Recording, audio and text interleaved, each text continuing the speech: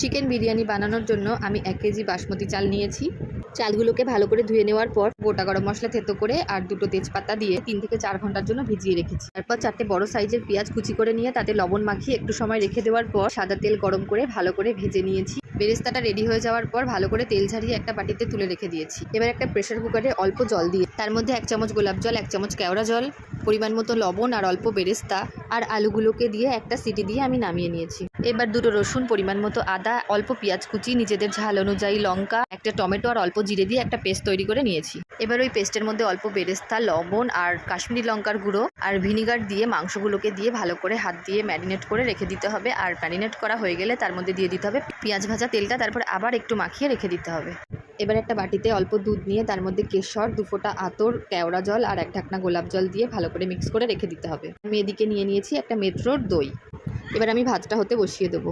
ভাতের হাঁড়িতে আমি পরিমাণ মতো জল দিয়ে চাল দিয়ে বসিয়ে দিয়েছি আর তার মধ্যে দিয়ে দিয়েছি সাদা তেল আর পরিমাণ মতো লবণ। ভাতটা 80% কুক হয়ে গেলেই নামিয়ে নিয়েছি। তারপর একটা হাঁড়িতে সাদা তেল ভালো করে গরম করে তার মধ্যে ম্যারিনেট করা মাংসটা দিয়ে দিয়েছি আর দিয়েছি 1 চামচ বিরিয়ানি মশলা। আমি মাংস রান্নায় কোনো রকম হলুদের ব্যবহার করিনি, শুধুমাত্র আলু সেদ্ধর সময় অল্প হলুদ দিয়েছি। এবার ঢাকা দিয়ে মাংসটা ভালো করে সেদ্ধ করে নিতে হবে। মাংসটা সেদ্ধ হয়ে যাওয়ার পর হাঁড়িটাকে নিচে নামিয়ে নিয়ে মাংস আর সেদ্ধ করে রাখা আলুগুলোকে সুন্দর করে সাজিয়ে দিতে হবে। তারপর তার মধ্যে দিতে হবে বেরেস্তা, টক দই, বিরিয়ানির মশলা আর আলু সেদ্ধ করে রাখা জলটা। তারপর বানিয়ে রাখা ভাতের অর্ধেকটা দিয়ে দিতে হবে। আর ওপর থেকে দিয়ে দিতে হবে বেরেস্তা, কেশর, আতর, গোলাপ জল, কেওড়া জল, ভেজানো দুধটা, বিরিয়ানির মশলা আর ঘি। তার ওপর থেকে বাকি ভাতের আরেকটা লেয়ার দিয়ে দিতে হবে। আবারও সেমভাবে দিয়ে দিতে হবে বেরেস্তা, বিরিয়ানির মশলা, কেশর, আতর, কেওড়া জল, গোলাপ জল, ভিজিয়ে রাখা দুধটা আর ঘি।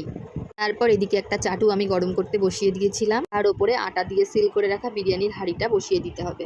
প্রথমে 10 মিনিট হাই ফ্লেমে, তারপরে 40 মিনিট লো ফ্লেমে ভাপে বসিয়ে রাখতে হবে। তারপরে 10 মিনিট রেস্টে রেখে নামিয়ে নিতে হবে। এবার হাঁড়ির ঢাকা খুললেই গরম গরম বিরিয়ানি একদম রেডি। এইভাবে বিরিয়ানি করলে বিরিয়ানি হয় একদম দোকানের মতন খেতে। রাইসটাও যেমন একদম ঝরঝরে হয়, মাংসটাও তেমন খুবই সফট হয় আর পুরো আলুর মধ্যেও বিরিয়ানির পুরো ফ্লেভারটা পাওয়া যায়।